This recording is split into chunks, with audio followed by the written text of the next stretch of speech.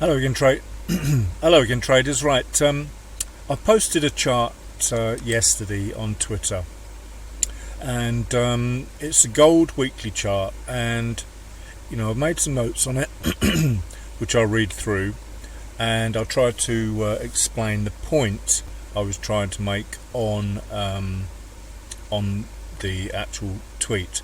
So the point I was trying to actually get across was that weekly charts tell us a lot. All weekend, or an hour or two over the weekend, should I say, you have a chance to look at some weekly charts and make a trading plan. Very, very easy to do. You just flick through a selection of charts like this. We're looking at a picture here, or a screen grab, not an actual chart. So I'll go to the chart in a moment, but unfortunately I've deleted all of this stuff on here. So you can see, you're into a level of resistance. It's caused these massive moves, and this was the point I was trying to make here. It's moved. That tiny candle is 69 pips. Now, if you can't make 5 or 6 pips out of that, which is all you need to make a living in this business, then you perhaps should think about doing something else. Sorry if that sounds a bit blunt, but really, that is what we are looking at there. So, at the break of the open, as it were, we were here. Price was here.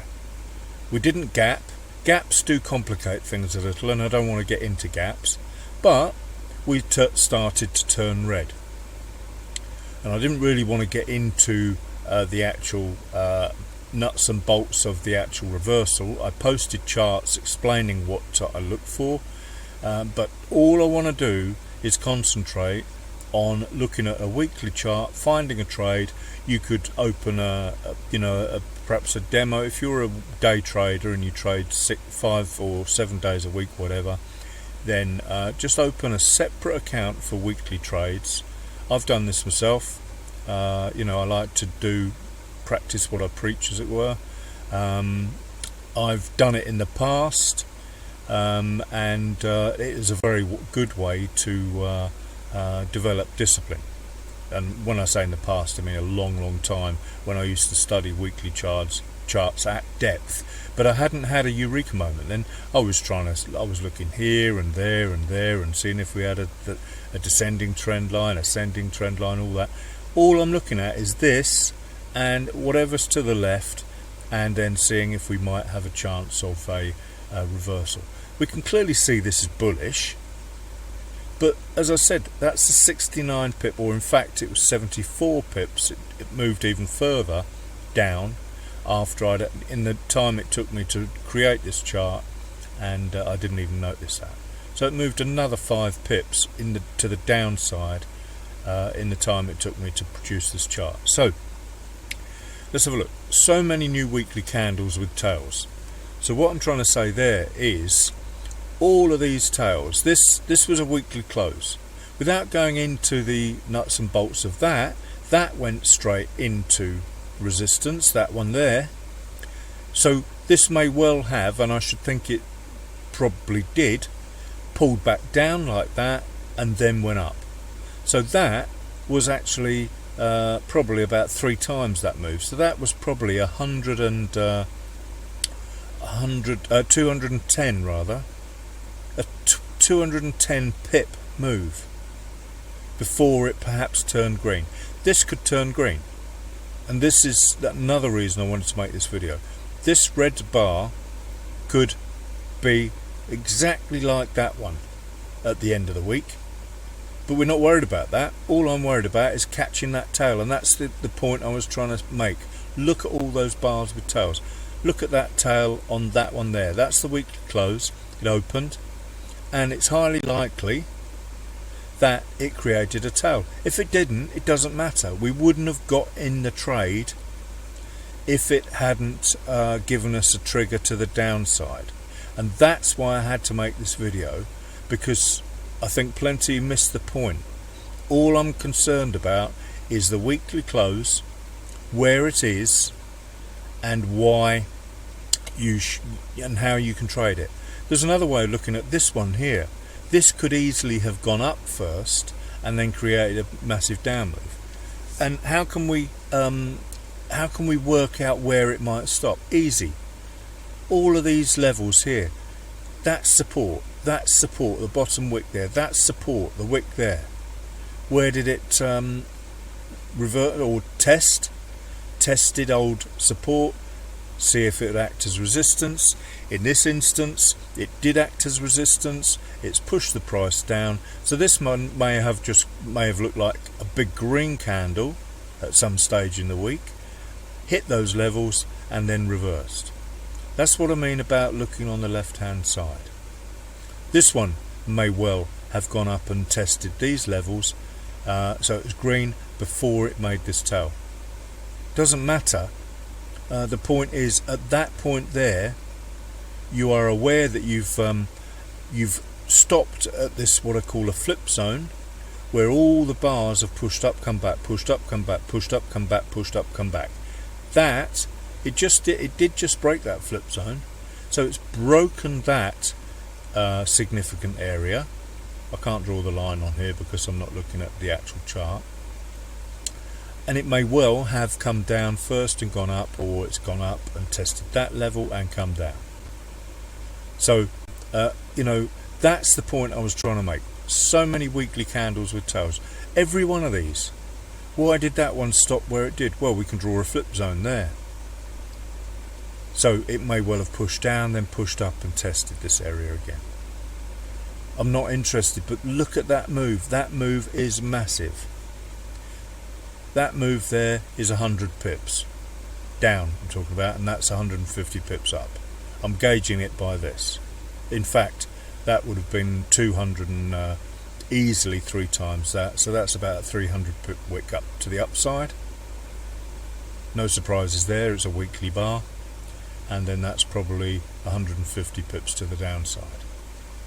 So all of these weekly closes are telling us something. This one here is closed right at that flip zone there. The close and the open of the red bar. Close of the green up, open of the red. This one's closed there. It's quite within the realms of possibilities that this would have come down on a big weekly candle and then continue to the upside.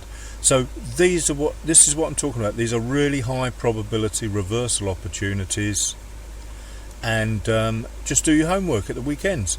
That's the whole point of this chart. You've got to think about what might happen because of where you are.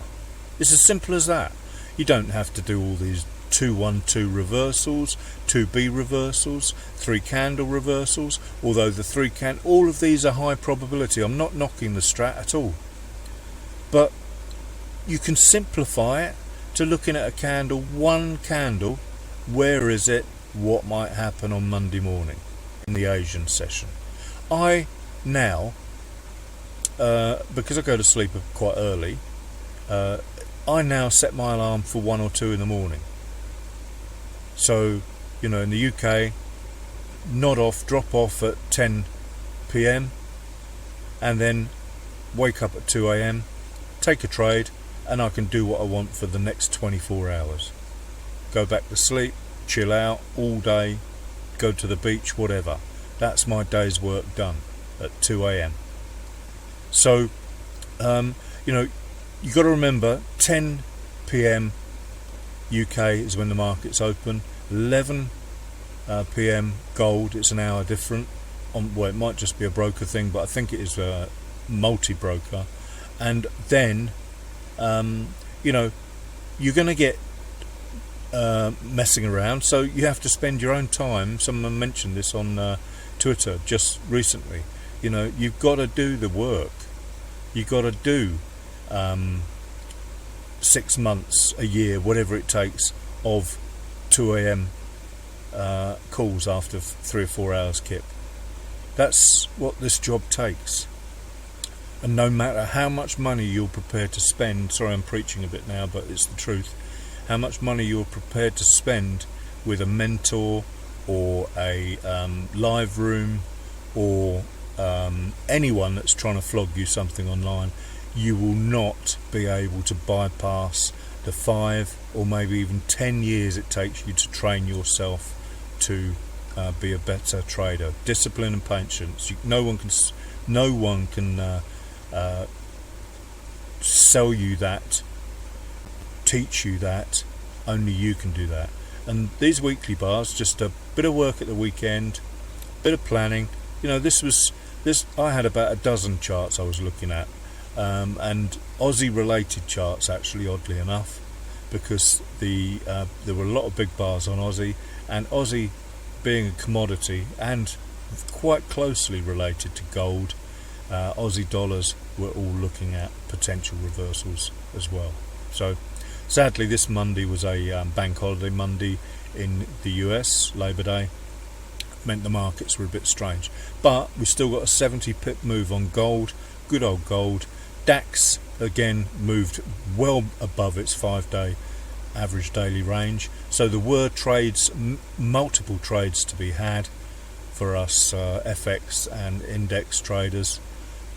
Sadly the US guys that might have been champing at the bit to trade had to have a day off today. So there we go guys, that's all I'm talking about. Maybe some of you missed the point here, but that reversal, there were massive opportunities there, and every one of these big bars offers you a similar opportunity.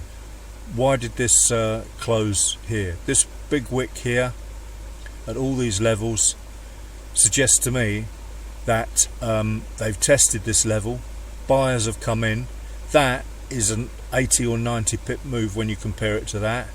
So maybe it went, the buyers still piled in a bit, came back to test this flip zone here. You can clearly see what's if you drew a level there, and then maybe it collapsed. Who knows? We use the 5-minute, 15-minute, 30-minute, whatever, to enter these trades.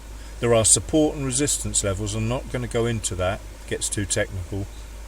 I was going to flip to the chart, but I'm not even going to bother doing that now. You know, this is the point I was trying to make. Every one of these weekly closes tells you a story. Every one of them. Massive level of support broken here by this close here, and look what it's gone and done. Great big wick up there. It's gone to test this flip zone. Wicks don't lie. Roger Banks would call it a support area. It is a support area. That's why the price came back to it. No surprises there. It didn't come up to here to test that resistance. It came to test where the sellers and the buyers had their battle. Okay? Every weekly candle close tells a story, and you have all weekend to work out what might happen, and then you have multiple methods to enter it. If you like the strat, you've got your 2-1-2s and all the other ones as well. If you like my 3CRs, you've got 15-minute 3CR maybe here to the downside, pullback, continuation to the downside. It is so straightforward. Keep it simple, guys.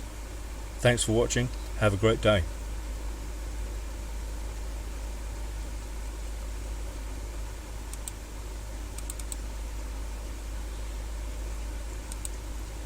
God, this new software does my head in.